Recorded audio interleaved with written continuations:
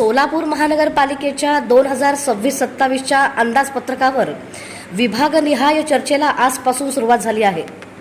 छत्रपती राजर्षी शाहू महाराज जिमखाना येथे ही बैठक पार पडली।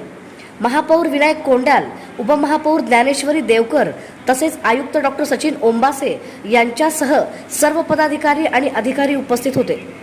23 ते 29 मार्च दरम्यान विविध विभागांच्या कामकाजाचा आढावा घेत अंदाजपत्रकावर चर्चा होणार आहे। आज कर आकारणी व भूमी मालमत्ता विभागावर चर्चा झाली। महापौरांनी शहर विकासासाठी पारदर्शक नियोजन आणि निधीचा योग्य वापर करण्यावर भर दिला। तसेच नगरसेवकांनी आपल्या भागातील अडचणी व विकास कामांसाठी आवश्यक सूचना बैठकीत मांडाव्यात असे आवाहनही त्यांनी केले।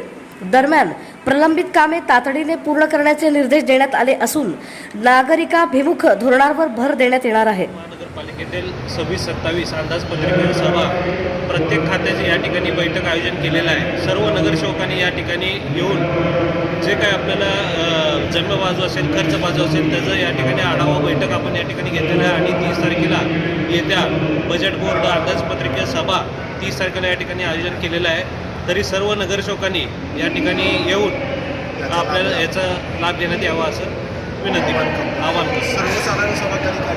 सर्वसाधारण सभा या ठिकाणी 30 तारखेला आपण काढलेली आहे। 30 तारखेला 11:30 वाजता या ठिकाणी आपण काढली।